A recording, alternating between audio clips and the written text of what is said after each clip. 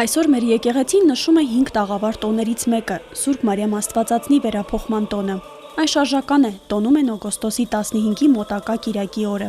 Սուրբ Աստվածածնի բարեխոսությունը խնդրելու եւ պատարագին մասնակցելու նպատակով Մայր Աթոռ էին եկել հազարավոր հավատացյալներ։ Պատարագիչը Տեր Մուշեղ եպիսկոպոս Բաբայանն էր։ Նա հիշեցրեց Աստվածածնի վերափոխման պատմությունը եւ մեկնաբանեց տոնի խորհուրդը։ Երանելի կույսը Հիսուսի համբարձումից հետո Հովհաննես Առաքյալի խնամքի ներքո ապրեց 12 տարի։ Աստվածամայրը օր ու գիշեր աղոթում էր Տիրոջ թափուր գերեզմանի առջև, եւ մի օր աղոթքի ժամանակ նրան հայտնվում է Գաբրիել հրեշտակապետը եւ հայտնում. «Ուրախացիր Բերգրյալդ կանանց մեջ, քանզի քեզ կանչում է մեր Արարիչը, քո միածին որդին»։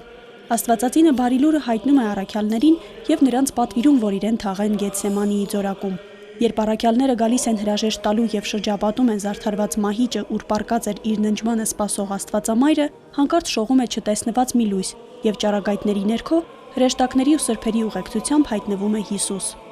Աստվածամայրը բարձրանում է մահճից, խոնարհվում Տիրոջը եւ խաղաղությամբ հոգին ավանդում։ Երբ Սուրբ Բարդուղիմեոս առաքյալը վերադառնում է Երուսաղեմ եւ իմանում կատարվածի մասին, խիստ վշտանում է, որ չի արժանացել Աստվածամոր տեսությանը եւ չի ընդունել վերջին օրհնությունը, ինչպես մյուս առաքյալները։ Հետո աղաչում են ցույց տալ Աստվածածնի մարմինը։ Առաքյալները բացում են գերեզմանը եւ այն դատարկ գտնում։ Հիսուս նրան երկինք էր փոխադրել։ Տոնը արժևորում է նրանով մեզ եկեղեցականներից եւ հավատացյալներից համար, որ վերստին անհրաժեշտ պիտի անենք, թե ինչպիսի կենցաղ եւ ինչպիսի կյանք ունեցավ Սրբուհի Աստվածածինը, որի արդյունքում նա արժանի դարձավ վերափոխվելու իր զավկի մոտ։ Եվ օրինակելի պիտի լինի մեզ համար սրբություն, հնազանդություն, խոնարհություն,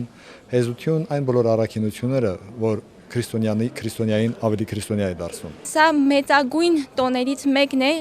քրիստոնյա ժողովրդի համար, քանզի հենց այս օրն է, որ փառավորվում է մեր Տիրամայրը։ Շնորհավորում եմ ամենքիս Սուրբ Մարիամ Աստվածածնի վերափոխման տոնի կապակցությամբ եւ մաղթում, որպեսզի Սրբուհու բարեխոսությունը մշտապես լինի մեզ ամենքիս հետ։ Սուրբ պատարագից հետո հոգևորականների թափորը շարժվեց Մայր Աթոռի բաց խորան, որտեղ տեղի ունեցավ խաղողորմեկի ավանդական արարողությունը։ Նոր կտակարանում Քրիստոս իրեն խաղողի որդատունկի է նմանեցնում եւ պտուղներից խաղողն էր, որ վերջին ընթրիքին գինու տեսքով ծառայեց Տիրոջը որպես նրա սուրբ արյան խորհրդանիշ։ Այդ է պատճառը, որ հայ եկեղեցին պտուղներից հենց խաղողն է ընտրել օրհնության համար։ Եվ առհասարակ խաղողորնեքը Աստծո պարգևած բերքի բոլոր տեսակի պտուղների օրհնությունն է։